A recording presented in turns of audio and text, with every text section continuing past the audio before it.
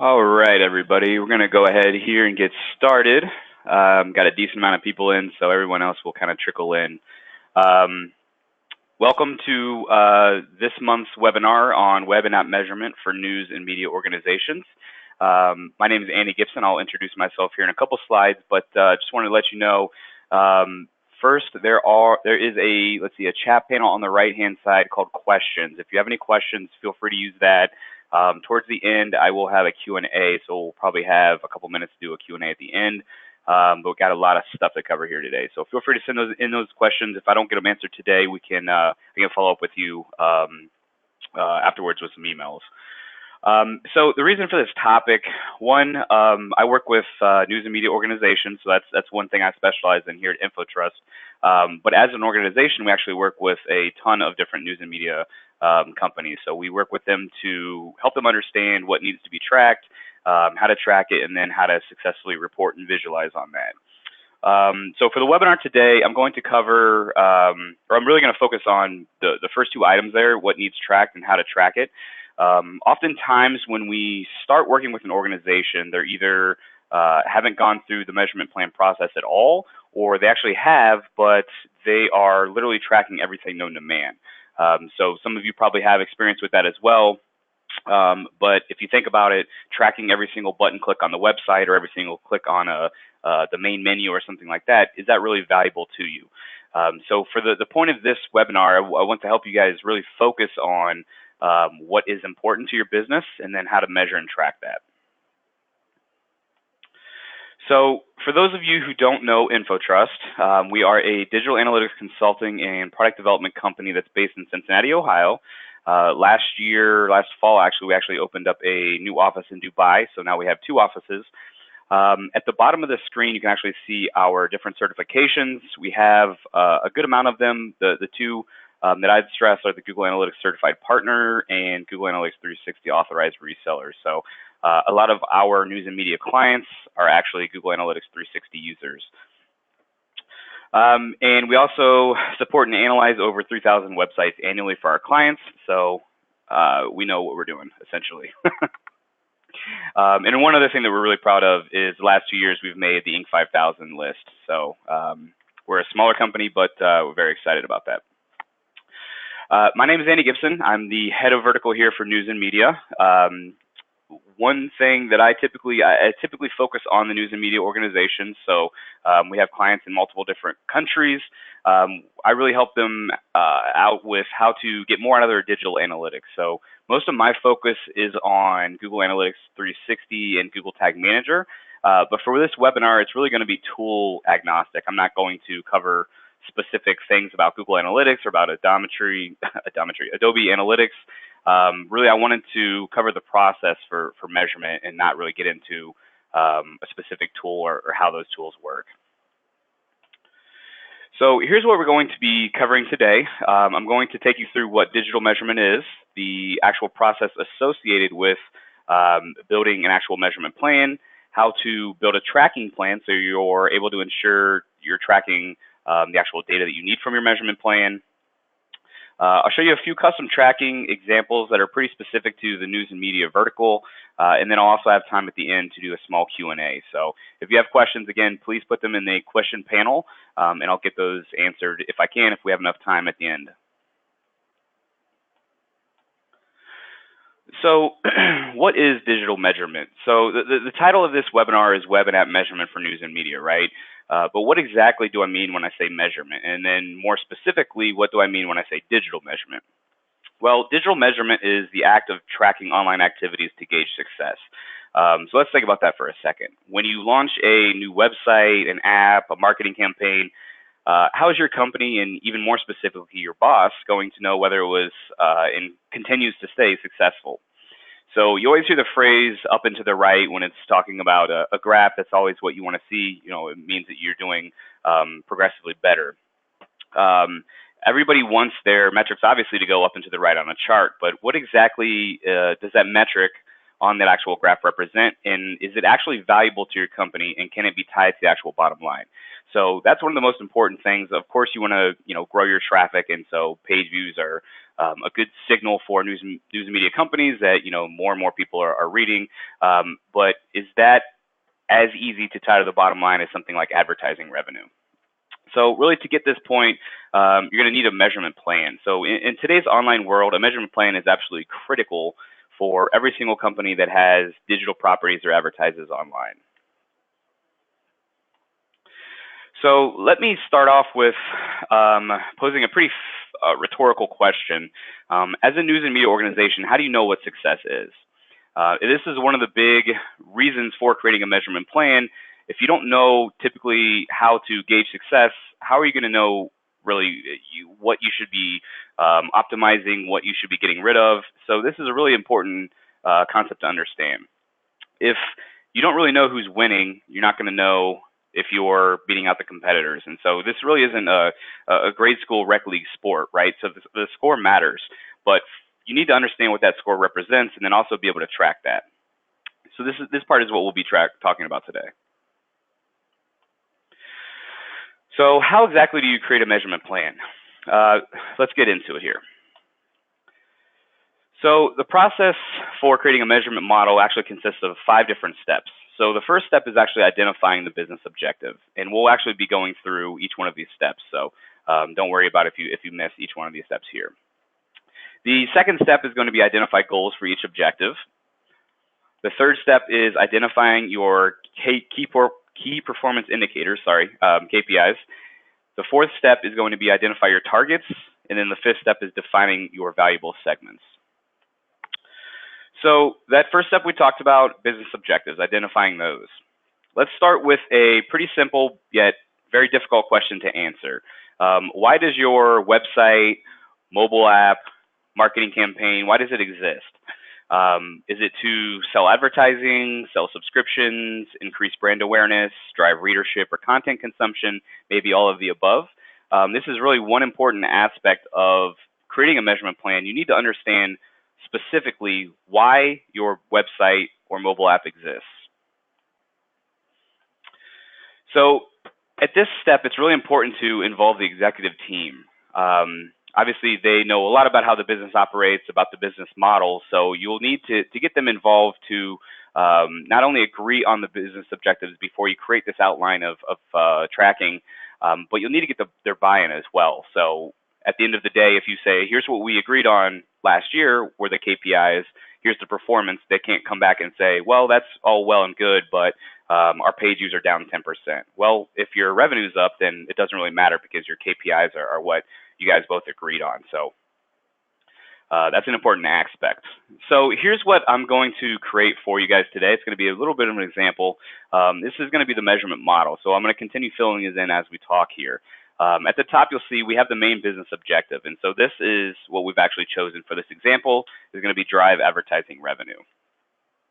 From there, you can see the steps actually cascade down this measurement model. So from creating the business objective, you have your goal, you have your KPIs, the target, and then the different segments that you're concerned about.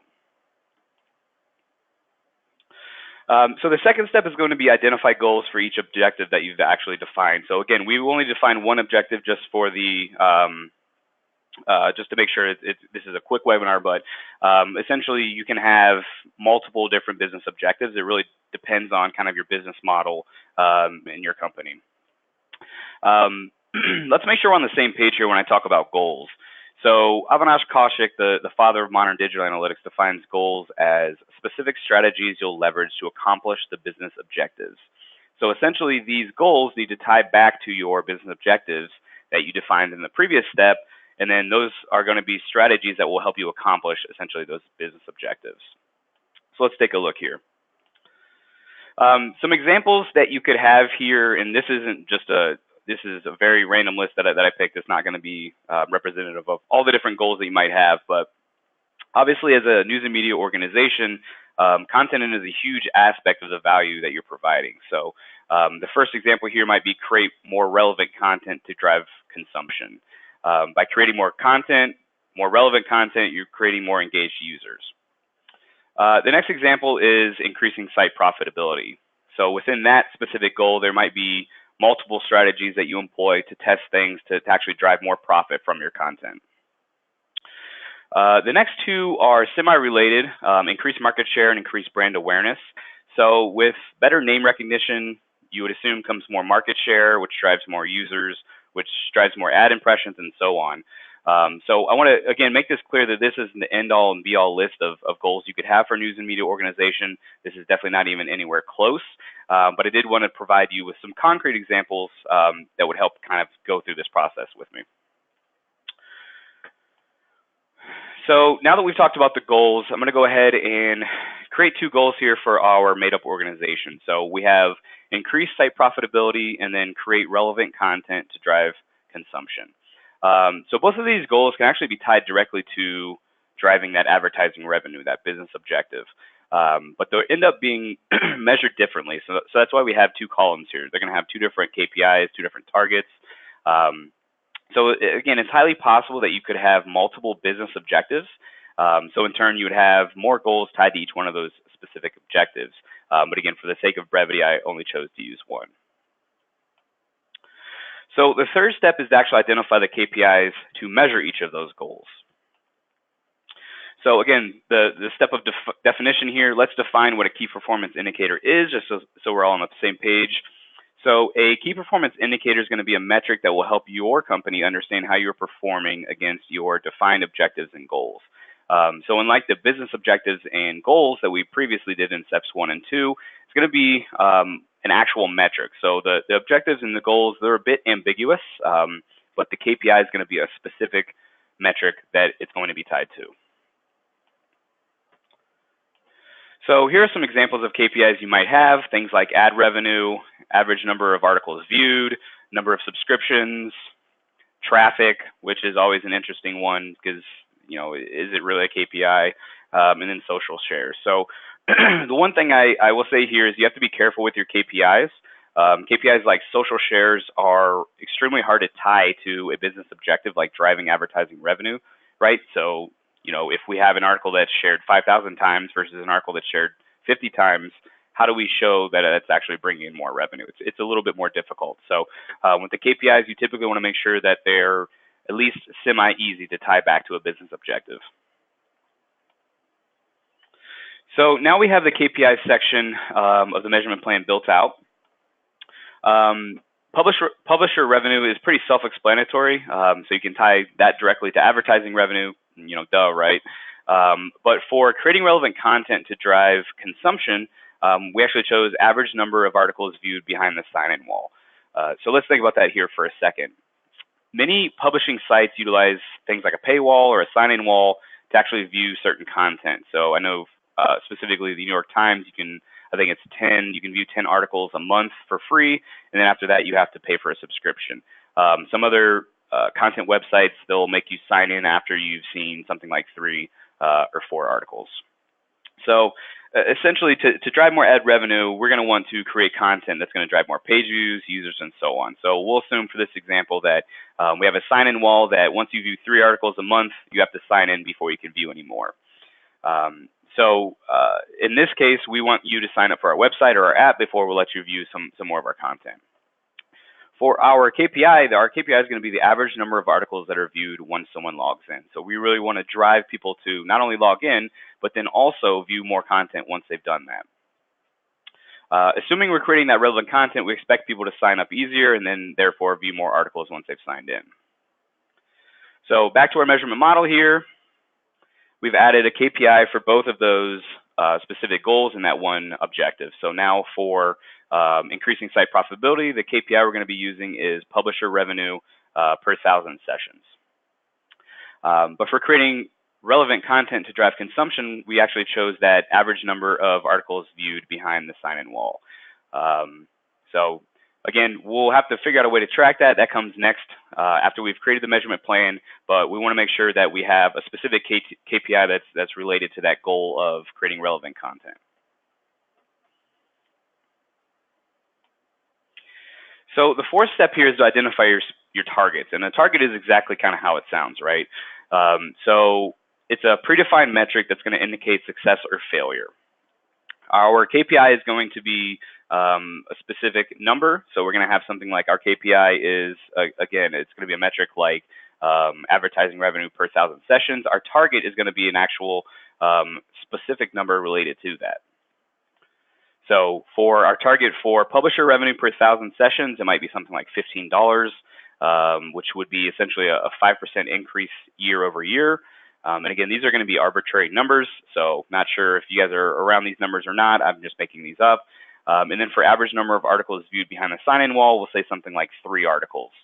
And so that would be an increase of 10% year over year. So as you can see, the KPI is going to be the actual metric, but the target is going to be what you want to achieve in a specific time frame. This time frame we'll consider it year over year, so one actual year.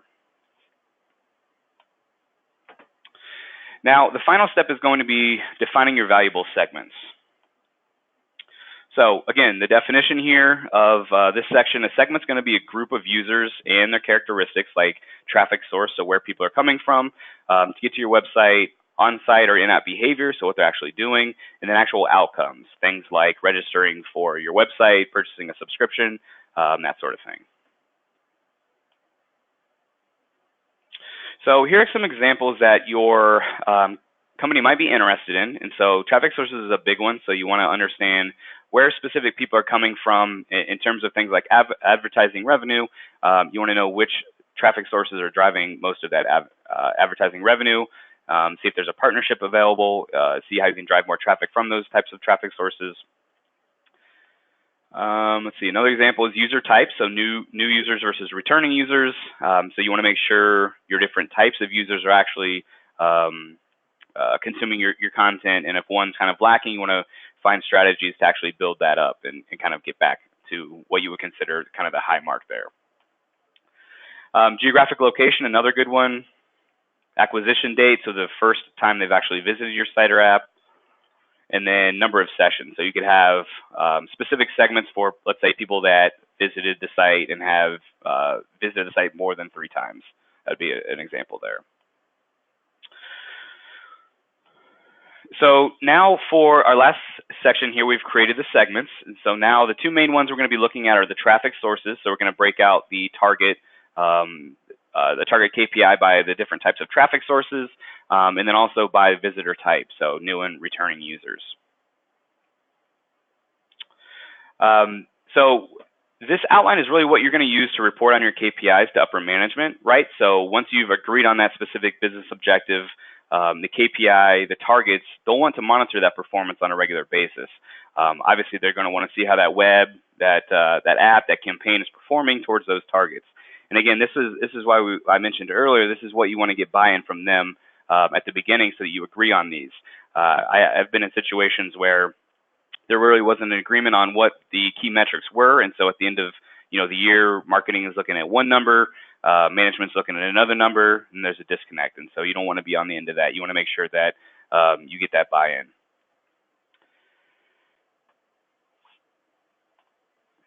So the next section here is building a tracking plan. So this is often a very overlooked step once you have that measurement plan, right? So most people will, if they do create a measurement plan, they have the measurement plan, here's what we want to track, and then they'll send an email to development or IT or whoever handles your development work, maybe an agency, and say, okay, we need that tracked. Like we need to be able to track this, that, whatever. Well, it's not as easy as that for developers. I'm sure many of you have met developers before. They're a little bit of a different breed, right? And obviously they're not going to know specifically what you mean because they're not working in marketing or advertising. So what is a tracking plan? You'll essentially need to make sure that those KPIs you outlined are tracked accurately. And so this is obviously going to involve your IT or your development team. I work with developers every single day of my life at my job, and one of the things I've really learned over the past 4 or 5 years is that if you want things to be done correctly, you really need to give them detailed descriptions and examples before they're going to be comfortable with your requests. I run into issues all the time where I have an email thread of 20 different emails where we're just going back and forth about things because I made the mistake of not providing them enough information. So just be aware of that. And also, they don't really work in marketing or analytics, right? So they might be working on new functionality on the website, and then you might ask for something to be tracked, and they might have no idea what you're even asking for. So really, the tracking plan is what's going to bridge that gap between what marketing and analytics are going to be requesting, and then what IT or the dev team, what information those groups need. So one aspect of the tracking plan, of course, is going to make sure that you're tracking these specific KPIs so you can report on them, right? So your tracking plan is going to need to outline specifically how you track these certain types of KPIs. So publisher revenue, that's probably going to be handled like from a tool like DoubleClick for Publishers, DFP, automatically. So you're not really going to have to worry about that. For something like average number of articles viewed behind the sign-in wall, this isn't something that a digital analytics tool is going to track right out of the box. So we'll essentially need to make sure that we know when a user signs in, and then essentially once that's done, we need to be able to track how many articles they've viewed. So this is where IT and Dev comes in, but again, they need to know the requirements before they can set this tracking up. So here's an example of what a tracking plan might look like. And of course, there's many different types and styles of tracking plans. This is just an example one that I put together, but essentially it's going to be a fairly detailed spreadsheet that's going to outline things like how to install the web or app analytics tool, what data you're looking for, so what's needed, what user activities need to be tracked. So if you think about how a web or a mobile app actually works, you're going to want to make sure that with each page view that goes through, you have the correct information on the user, the correct information on the content they're viewing. So many times it's not enough to know, okay, a user visited these 5 pages and here are the URLs, right? You want to make sure that you know some custom examples, in which we'll go over here in a little bit, of things like what section that article comes from, what the author is, and so on. So this is where the tracking plan comes into play, making sure that you're outlining these types of data points. So the top left screenshot here, we're looking at the actual snippet, and this is for just Google Tag Manager, which is a free tag management system, but it could be for really anything. So if you're using just strictly a web analytics tool, you could be the Google Analytics tracking code. If you're using a tag management system, it could be Telium, whatever. But you want to make sure that they get that installed on every single page of the site. That's step one. The next tab is for essentially the data layer. So if you're using a tag management system, you want to make sure that essentially the IT and dev team are putting the correct information into the data layer, so then you can send that with each of the page view requests. So you have all that information there. So in this example, on the bottom right-hand side, you'll see we're identifying specific users by user ID. So that's connected to our actual ID field in our CRM system. But then we also want to include some user and content dimensions. So things like logged in status, so if a user is logged in or not, want to be able to track that. Categories, so the actual content category of the article that someone's viewing, and this can come strictly from the content management system, the CMS. Subcategory, very similarly, and then content type. So we want to know if someone's viewing a specific story, a video, a slideshow, and then be able to actually roll that up so we can see how many people visit a slideshow per day, how many visit a story per day. So it's a little bit easier to kind of understand those overall metrics. So these are just a couple. We have clients that use upwards of 50 of these to track and segment different types of users and content, but it really comes down to kind of what you're looking for. So again, this part is a little bit above and beyond that measurement plan that we put together, but we still need to have these to report on. So a report going to upper management is going to involve things like whether people are logged in or not, but that would be valuable to your analysts on the team to understand, okay, here's what logged in visitors are doing on the site versus non-logged in visitors. How can we get more people to log in? So the last section here I'm going to talk about are a few custom tracking examples.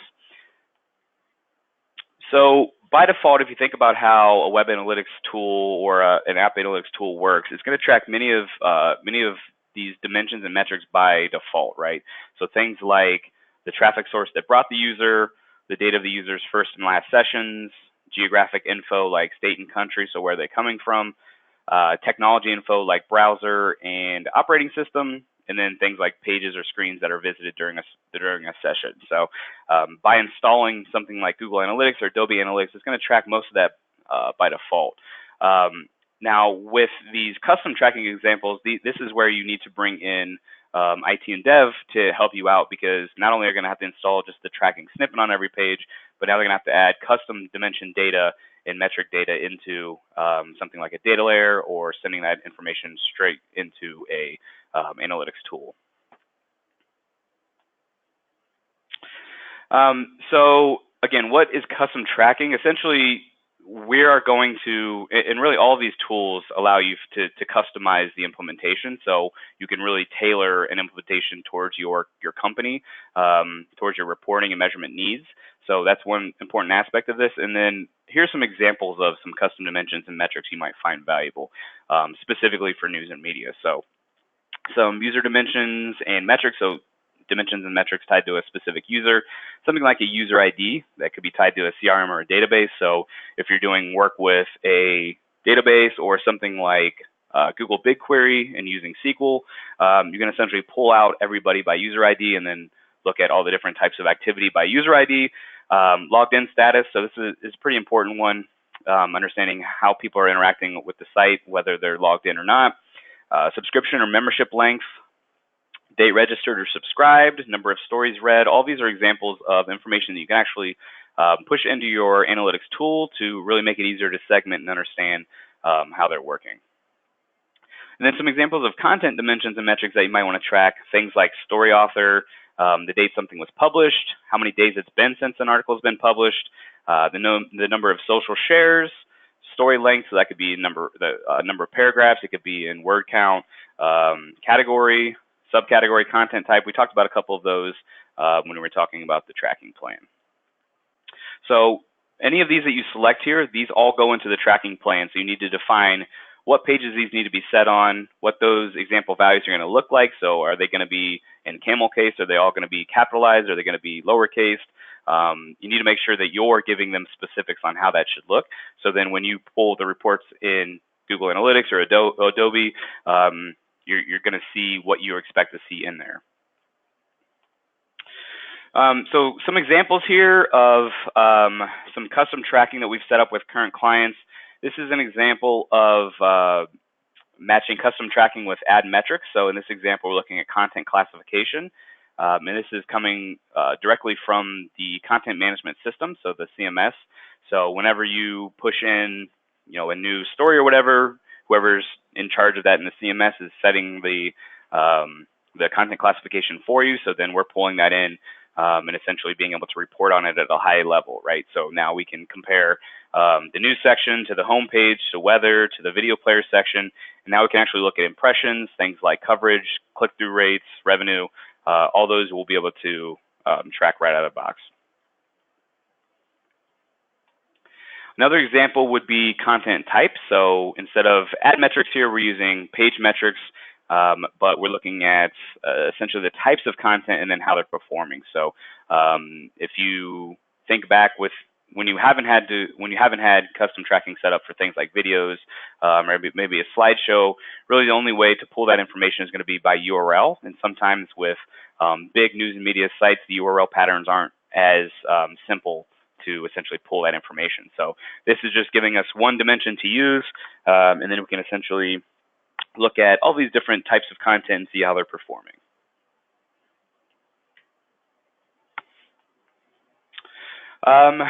So before I get into the Q&A, I wanted to plug the next webinar in our news and media series. I have one coming up. It's next month, September 14th at noon Eastern. So I'll be presenting about Google Analytics 360 and DoubleClick for publishers. So if you use Google Analytics, if you use Google Analytics 360, if you use DFP, this is going to be a great webinar for you. We're going to go over the importance of DFP to publishers, which I would hope you guys would understand first, but I want to make sure we get that baseline understanding there. The benefits of the integration, so what that integration looks like, show you some examples of the integration, potential use cases, so why you would want to integrate it, and then we'll go over some example reports, and last step is how to get started. So if you are wanting to sign up right now, you can just essentially type this in, goo.gl/uppercase U lowercase k, uppercase N, uppercase A, the number 4, and then lowercase g. Or you can wait, and we'll send out a follow-up email, I think probably tomorrow, with a link to join as well. So definitely check that out if you're interested. The next thing we have here is the Q&A. So if we have some time here, I'm going to hop over to see if we have any questions so far. It doesn't look like we have any questions. Let's see here. Does anybody have any questions on what we went over today? We're actually going to send out these slides to everybody, so you'll have them, and we're actually making a recording right now of this presentation. So if you have anybody else that maybe wasn't able to make the call, you can send out those links to them. If we don't have any questions, I'll actually stay on here for probably another 10 minutes. So I'll wait to see if we have any other questions to answer. But if not, thanks so much for joining today. Really appreciate it. Really hope to hear from you guys. If you have any follow-up questions, definitely feel free to reach out to me. My email address is agibson@infotrustllc.com. And I actually have that in the slideshow. So when we send it out tomorrow, you'll have that. And if you have any additional questions that you don't want to ask right now, feel free to send me an email and we can chat through that. So thanks so much for joining today. I'll stay on for another 10 minutes in case anybody has any questions. But I really hope this was valuable. Definitely hope to see you next month at the other webinar. Thanks a lot, guys.